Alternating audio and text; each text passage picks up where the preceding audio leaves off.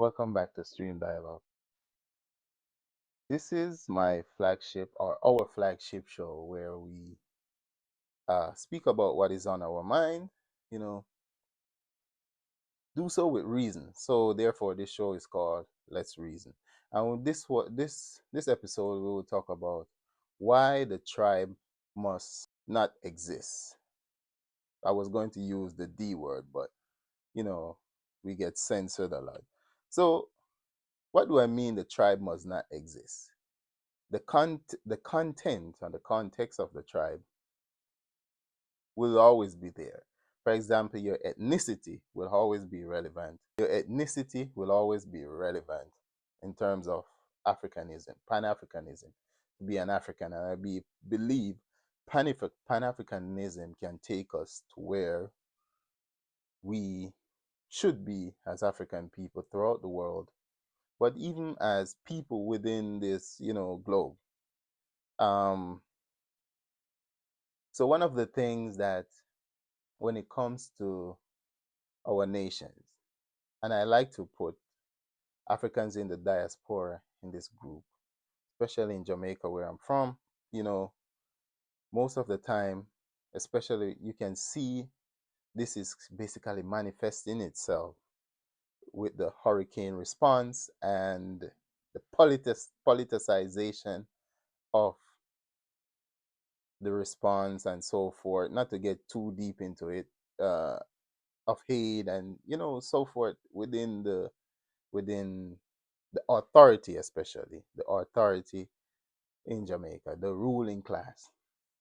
Many are trying to take advantage of the situation rather than helping the people to recover better themselves, uh, who have been through this tragedy, because it's the population, the poor, the working poor, that has really been affected. If the rich has lost something, it's not that much, right?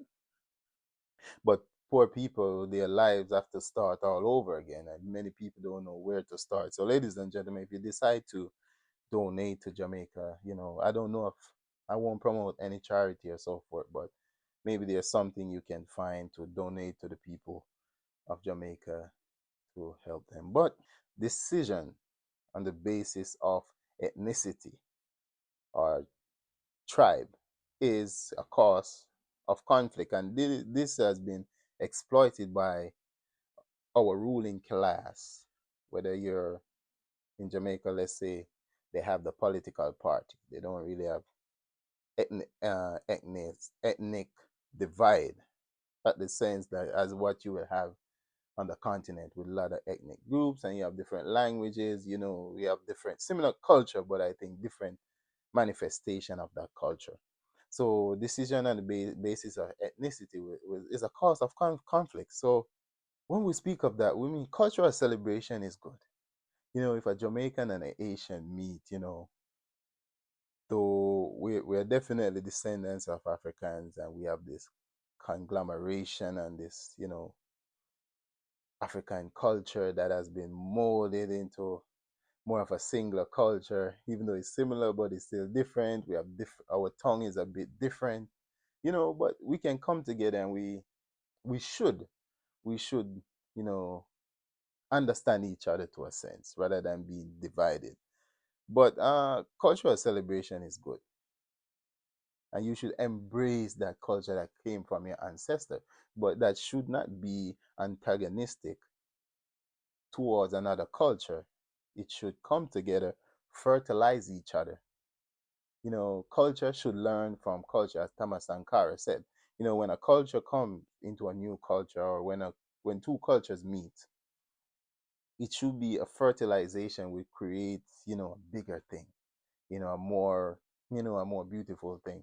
I said, but decision, if we made that based on ethnicity, it will always be exploited by those who want to keep the people divided and exploited. So cultural diversity, of course, is strength. Different food.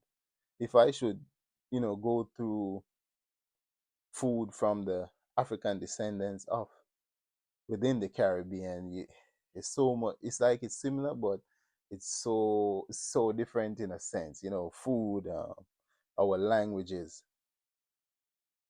science, the science within different the way of doing things within a ethnic group. We can learn from each other rather than chastising one group and chastising the other group. You know, wealth creation, wealth. You know, buy from each other. Something is interesting from somebody you see, you can buy from it, build on it, create new stuff.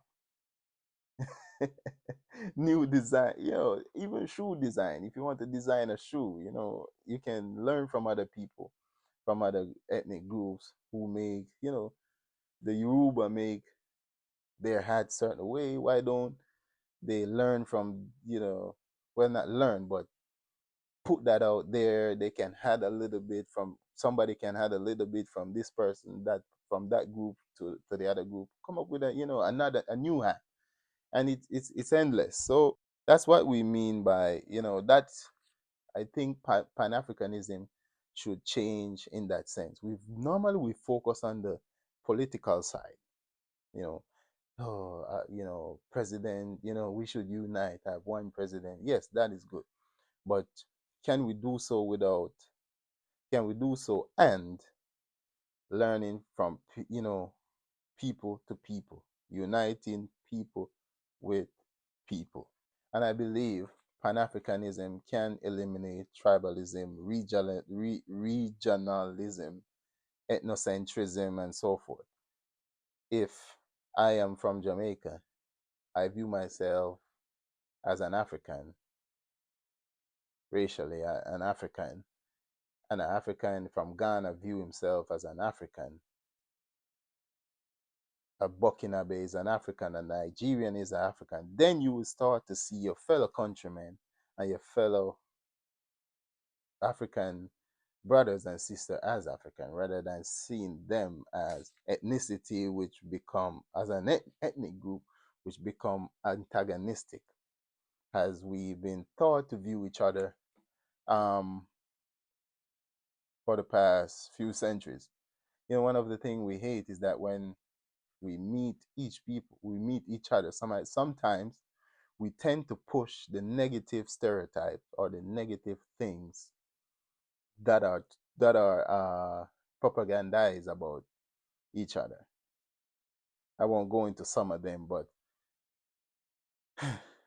some of us will meet somebody from another ethnic group, another country, we just lead with the negative that we've heard, or then we've seen somebody done, or what we've been told, rather than looking at the great culture, scientific knowledge, and so forth. That's all.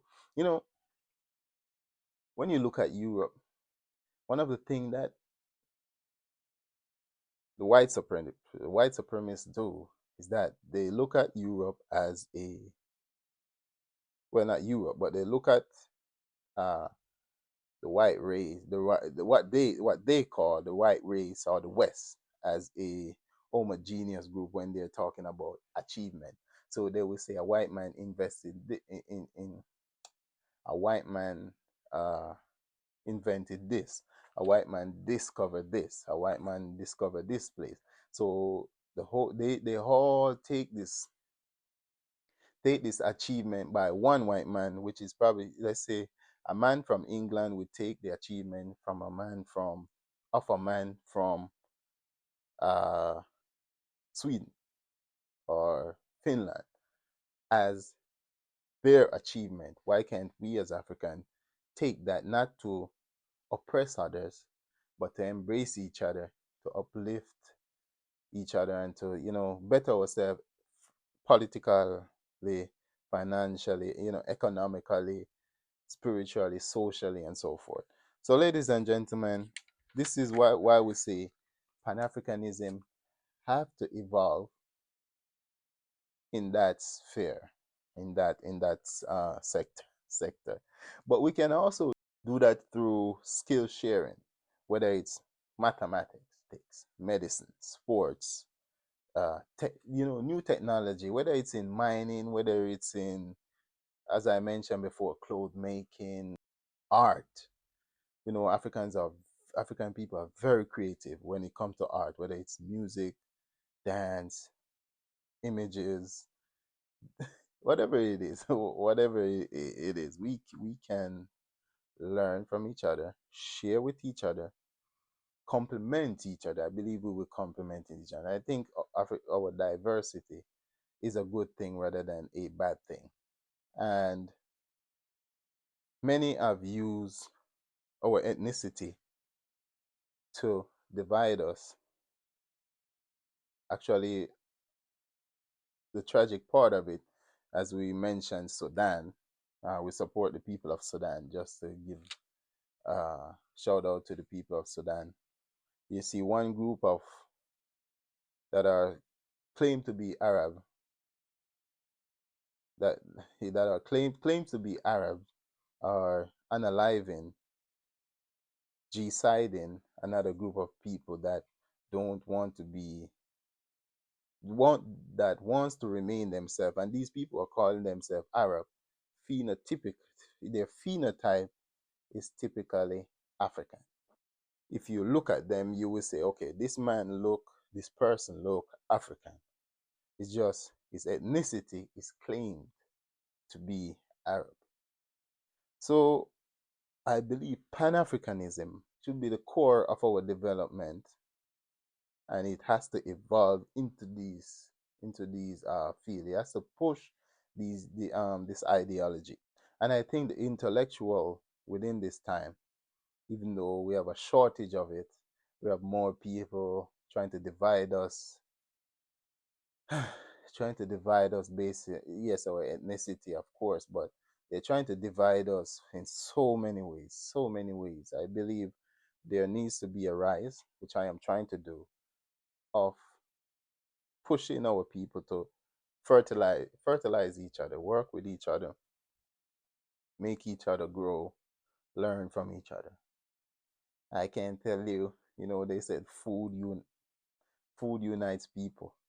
Every time I discover a new African food, it's like a new dimension has opened, and some, I don't know, maybe I'm using a new part of my brain, because it is similar, but it's so different and so unique. So, ladies and gentlemen, Pan-Africanism will evolve, and I believe our generation can make it evolve into what it should be, which is bringing people together, bringing Africans together, so we learn, grow, and complement each other through our diversity, through our kindness,